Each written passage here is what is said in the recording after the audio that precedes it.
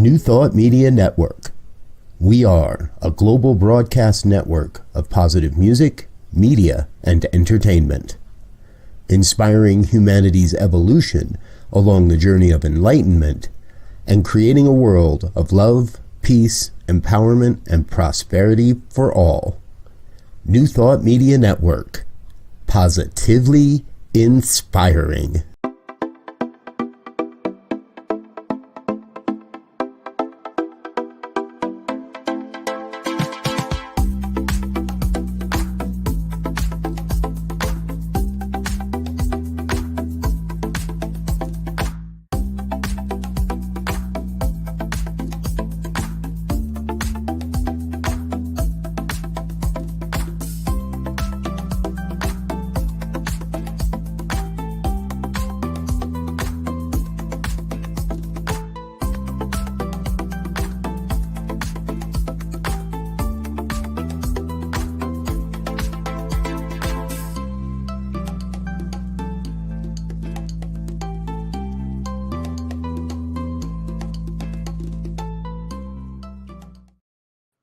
Hello and welcome back to Global Focus Today. I am Reverend Dr. Sharri Johnson, your host, and this week you are in for such a treat. Our guest is Reverend Uda Maria Cedilla, who has all kinds of wonderful talents, and we're going to explore each and every one of them. So please help me welcome her to Global Focus Today. Thank you so much for saying yes. It took me 2 years, folks, to get her to say yes. So I'm really grateful that you finally said yes to being here. And I did not mention the name of your ministry, which is High Watch Ministry. And I want you to tell us how you came up with that name and what it means.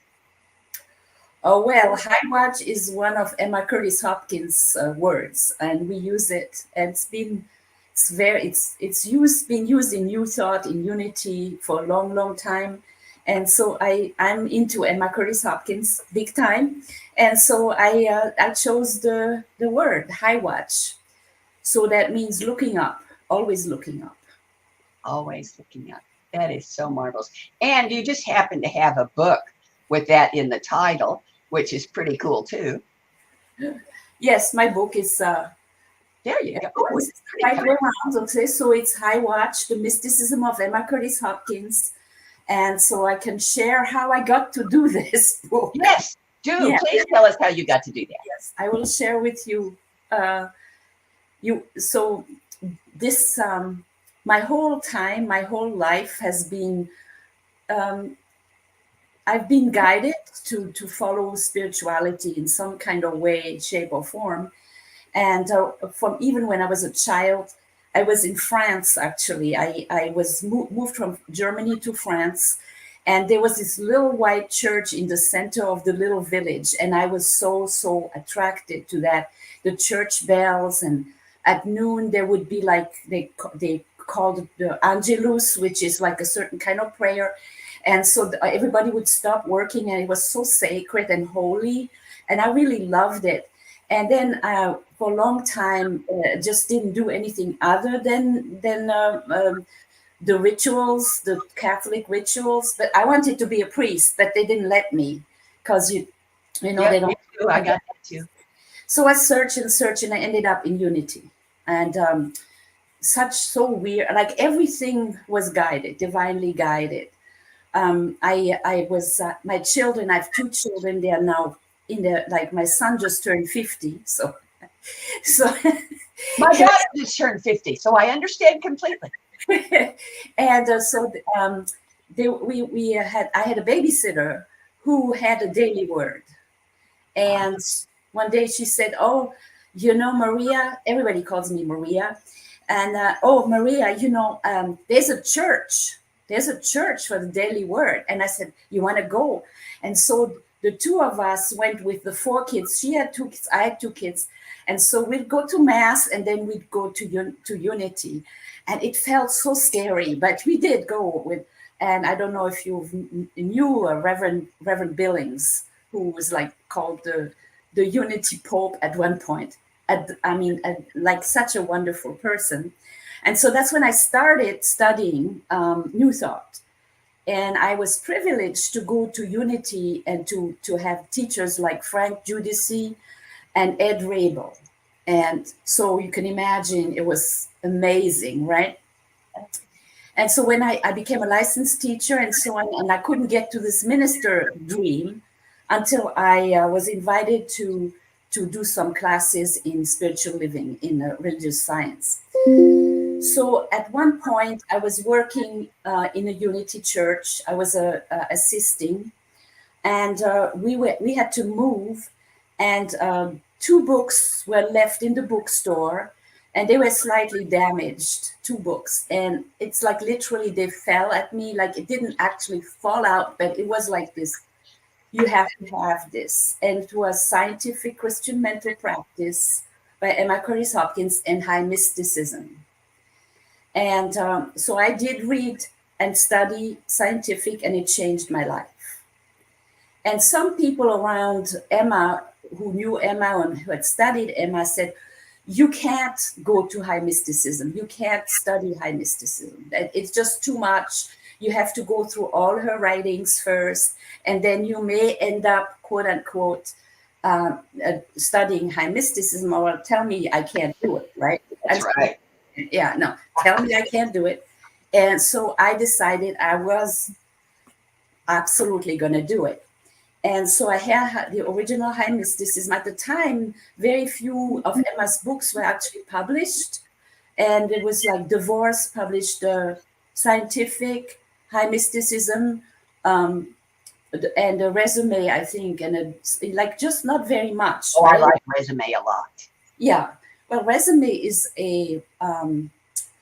Emma wrote resume for her students when they became ministers. She wrote one for each. We only have, I don't know if we have more than 1 or 2. I don't know. Anyway, the one that we publish is the one that's included in my book, in the book. I mean. So what I did, I started highlighting in high mysticism. I started highlighting like the main ideas that popped out at me. Of course, I had enough metaphysics and so on to do that. And so when I finished that, I didn't know, what do I do now, right? And I couldn't couldn't really remember it. I mean, you can't remember Emma because it goes to your subconscious mind. So it's kind of like it just feeds your subconscious, your heart.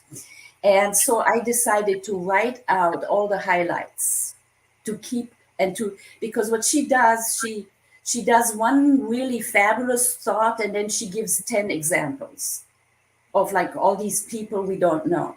So I dropped all the examples, but I kept her words. And that's how this came about. Wow. The whole book is only Emma's words. It's a very slight adjustment for men when at the time in the 1800s they used to say man for generic humanity, and that'll turn some people off right off the top, right? They won't even read it. So I adjusted it to human people, we, or whatever was working in the sentence. So basically, that book is a user's manual for Emma Curtis Hopkins. Pretty much. That's pretty cool. I like that. Yeah, because you see, Emma had certain kinds of. She had a way to teach. She always taught in 12 lessons. All her books are in 12 lessons, and it's always around her 12 gates. Well, and Emma was the teacher of teachers. And so Ernest Holmes was her final student. Yes. It's a direct line. It's absolutely a direct line. And her, of course, the 12 Powers, Charles Fillmore has written the 12 Powers. They were contemporaries. Yes. And of course, she was their teacher. She actually ordained the Fillmores. Yeah. So, I mean, it's been, Emma has been a big part of Unity life and of religious science also. But she has been kind of put a little bit aside because she's a woman. And so she wasn't like the kind of leader that we wanted at the time, but time for women has come. So here she comes. It's not really very it's not too many people are attracted to it, but once somebody finds it, they get engaged in it.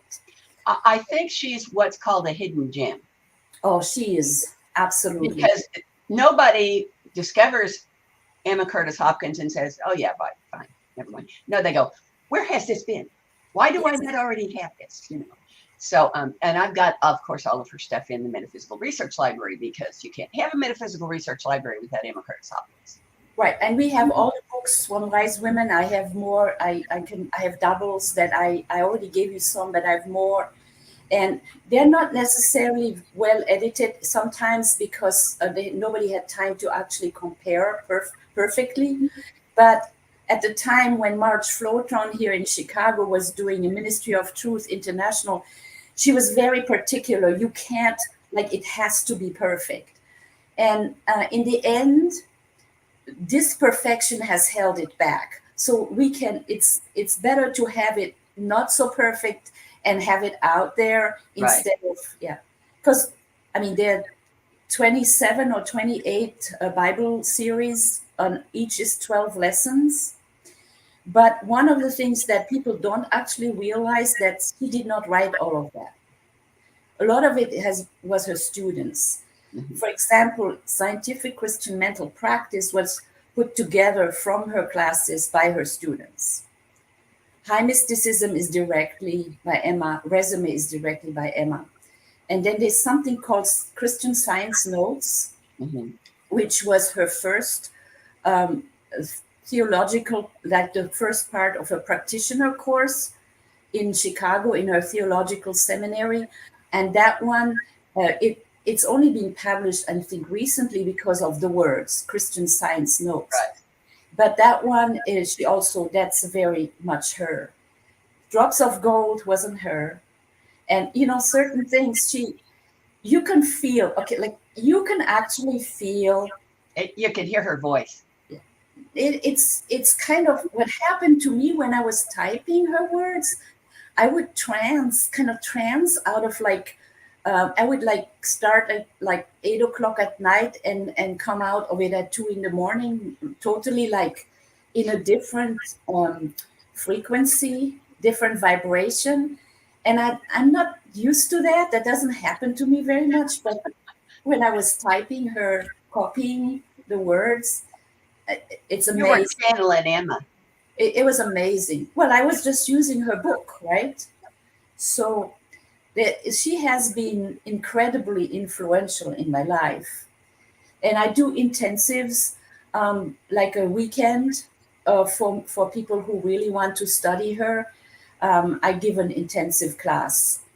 My first class was I think it was in Delaware, and I had a lot of ministers and licensed teachers, practitioners who came to that.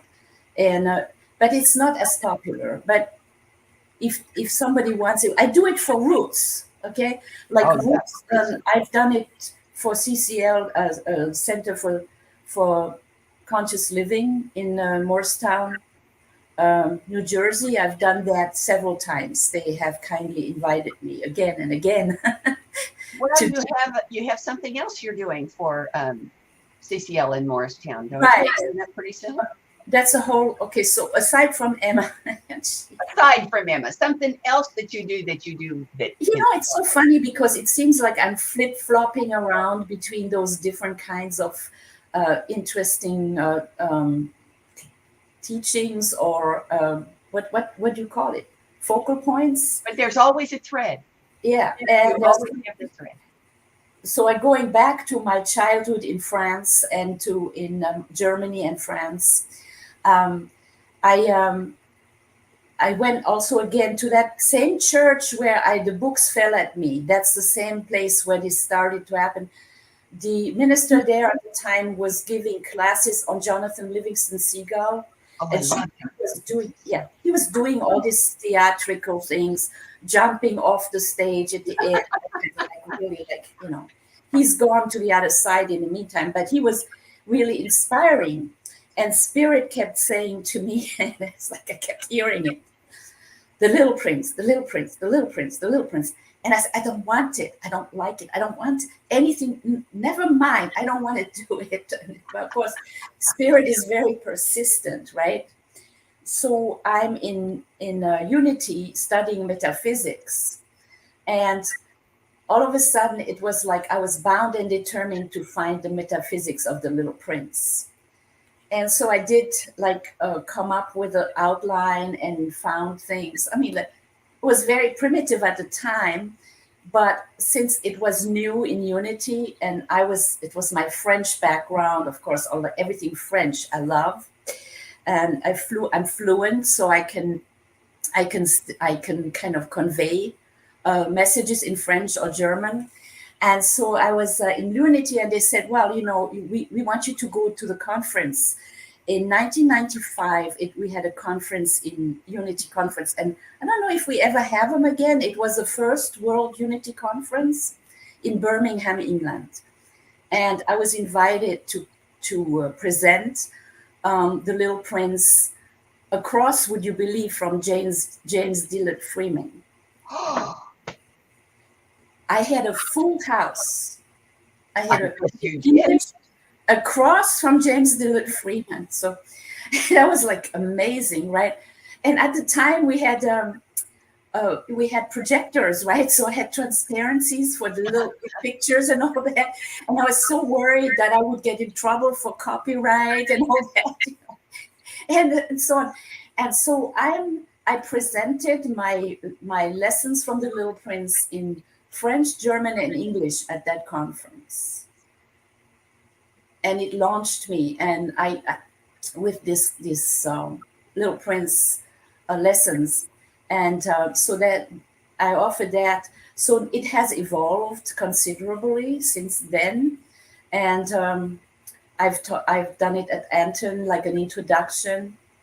Being very surprised how few people know about it, how few people have read it. And so I recommend it to look on YouTube. You can find it in audio book, and where they turn the pages, so it looks like you're reading the book, and it's magnificent. And so anyway, I've been invited to the Little Prince life lessons from the Little Prince for the Center for Conscious Living in Morse. Is it Morristown? I think I get always confused. What's important is that you're doing it online, so it's online. To be in New Jersey to see it, to attend it. Yeah, I have done a few things in online for I did Emma for the Roots classes. I did Emma Curtis Hopkins introduction and so on, and so they've kindly invited me several times. They have a new minister, Christina Leo, who's been a good friend of mine for many years. So I'm very excited for her. And so she invited me. So, well, that's wonderful. I'll be there, and register, folks. The registration, just go to newthoughtsccl.org and register for the class, because you don't want to miss it. It's 4 Wednesdays, and we gave you all the times: 4 p.m. Central, 5 p.m. Mountain, 4 p.m. Pacific, 5 p.m. Mountain, 6 p.m. Central, and 7 p.m. Eastern time. You don't want to miss it. It's going to be marvelous. It's going to be like 2 hours, like an hour and a half, something like it's fluid, and we always, I do my work for love offerings for the center I work for, and so any love offerings are going to CCL, so from my heart, yeah.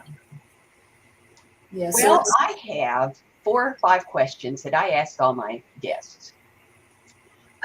So I'm going to ask you, and you can say as much or as little as you want.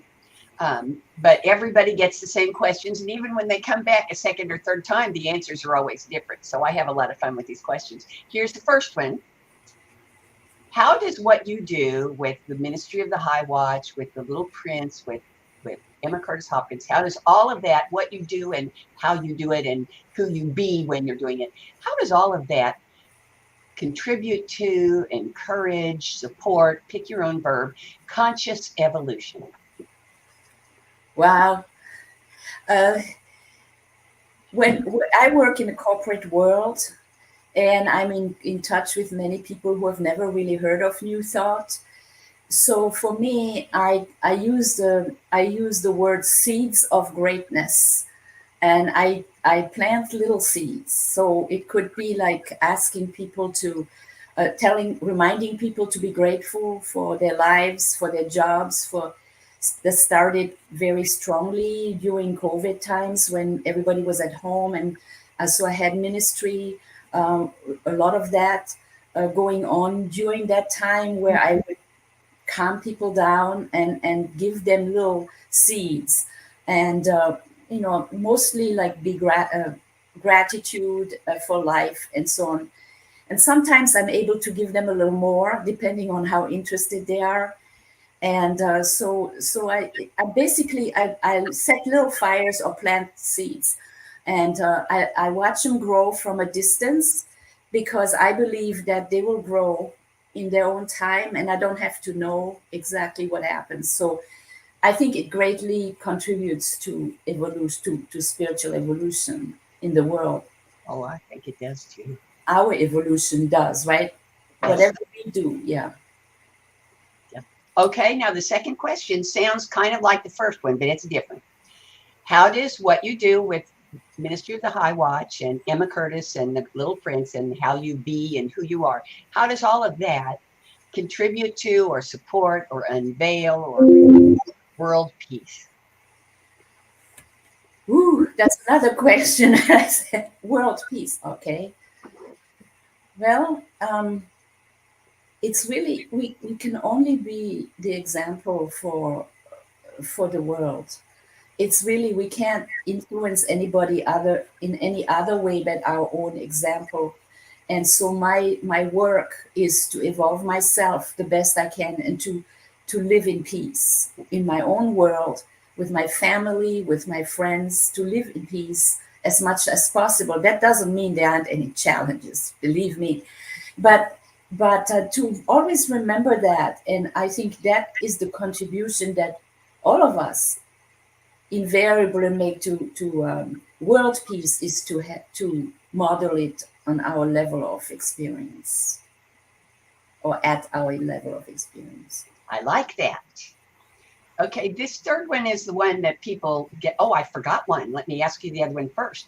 Is there anything that you want our viewers to know or hear or see that I haven't asked you about?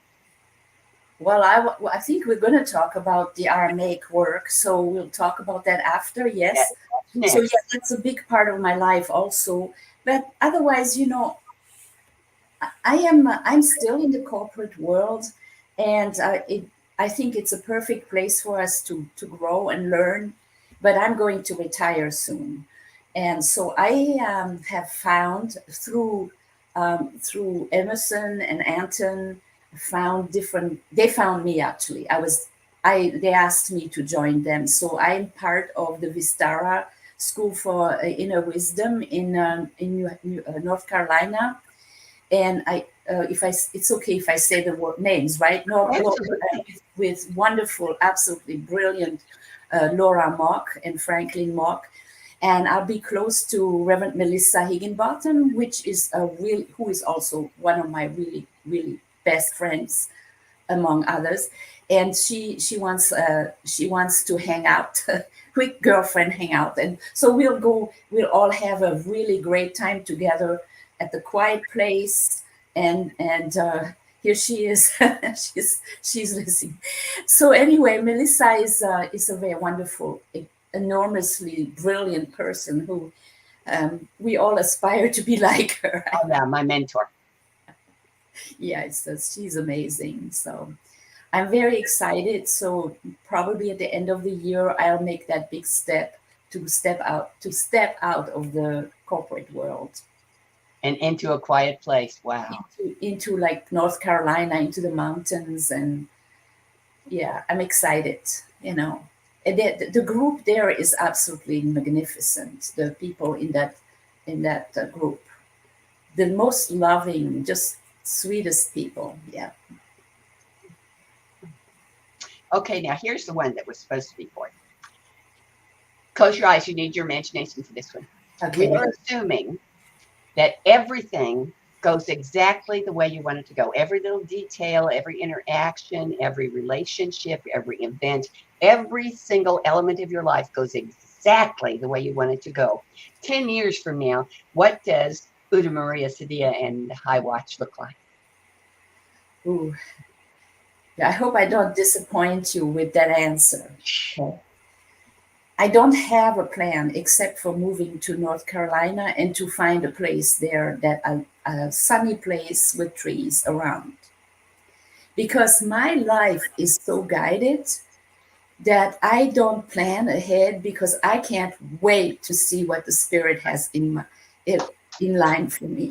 I can't wait because all the beautiful things that happened to me, I could tell you stories upon stories of things that happened in my life where it was just simply guidance. And so I'm 10 years from now, number one, I hope I'll be healthy. I know I'll be healthy and that I'll still be teaching and still learning and being happy with people around me that I love. Well, I'll take an order of that. Okay, here's my last question. Will you come back? Absolutely. All Yes. righty. Now I'm going to put you down for the 4th Tuesday of July next year. Oh, the whole year. Okay. Not quite a whole year, but almost. Okay. And I'll send you an email. Who's counting, right? Who's counting? But for now, I pushed you a little bit because I wanted to be sure we had time, because I want you to talk a little bit more about your work in Aramaic, and especially I want you to sing the Lord's Prayer for us, please. Oh, wow. Okay. Thank you. I'm always moved when somebody asks me to sing, to chant it. And again, you see that, like I mentioned before, suddenly I'm guided to something, right? And interestingly enough, there was just a course on the Shift Network, an expanded course by Neil Douglas Klotz of the Avun Network, who I give credit to him every time I go there with this idea, because it's his work, his translation, his music, everything, right? So that's I don't know, it's also been like 20 years or something that I've been involved with this, and I love languages, and well, I'm also studying Kabbalah with the Hebrew background and the sacred tarot. So that takes me to Hebrew and Aramaic, and I love the language ideas of how can something be translated, and how can we say something is an absolute truth when it's been a translation from one of those ancient languages. And so Neil Douglas Klotz, who is a Sufi actually, he has made a translation of the Lord's Prayer in layers. So way back, he did his first book, Prayers of the Cosmos, and it was 7 layers of translation. And and then he taught on a cassette at the time.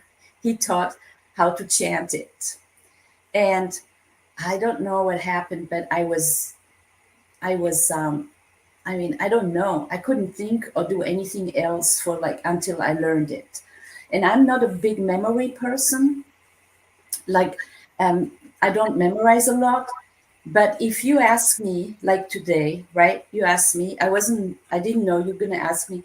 I can just pop it right out, just like that. It's amazing. So, I don't know. It's something maybe from a past life. I don't know. Or That maybe it's just the way God's gifting the world. it's a beautiful thing, and and we need to look at it deeper and to look at the actual translations. But basically, I can offer it in the language, and this is the language of Jesus. And he didn't only just sing it, but he danced it, and I don't dance it. So We'll settle for singing. yeah, right. Okay. All right. So let me we do it now. It's half an hour. Are we up? Okay. All right. Avundawa Shemaya, Avundawa Shemaya, Avundawa Shemaya, Avundawa Shemaya, Nitkadishemach, Nitkadishemach, Nitkadishemach, Nitkadishemach, Nitkadishemach, Nitkadish Shema.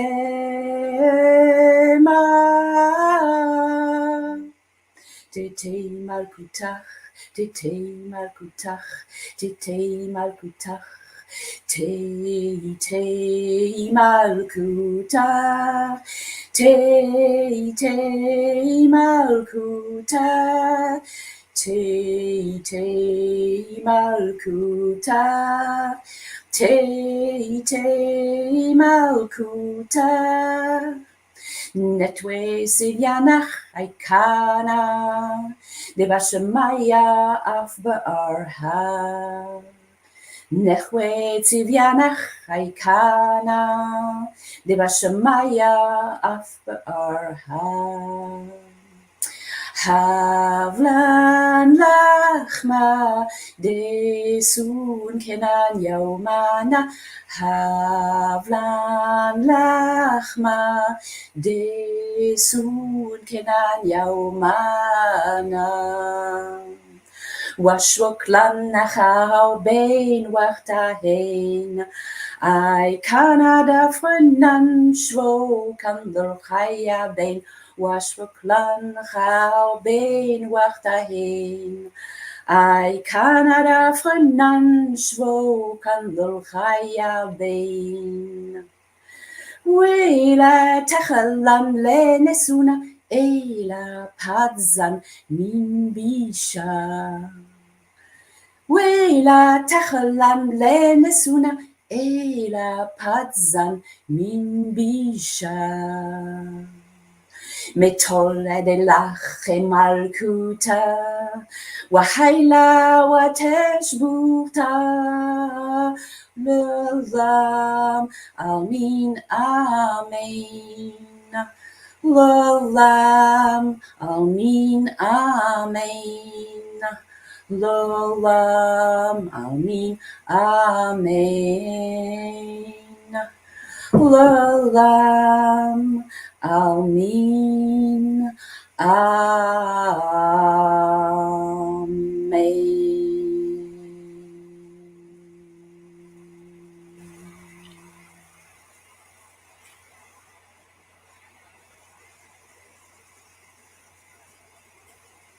So much. You're so welcome. It's my pleasure. Well, folks, there's no way I can top that, but I want you to know that our guest next week is Daniel Nahmod. So you don't want to miss it. Thank you so much for joining us today. See you next week. I love you. Bye. Amazing, amazing, you will do amazing things. Amazing, amazing, you will do amazing things. On behalf of everyone at New Thought Media Network, thank you for being a member of our virtual family. Your financial contributions help share the New Thought message with people from around the world. Please visit and contribute at www.ntmedia.org/donate. New Thought Media Network, come be you. And please like, share, and subscribe.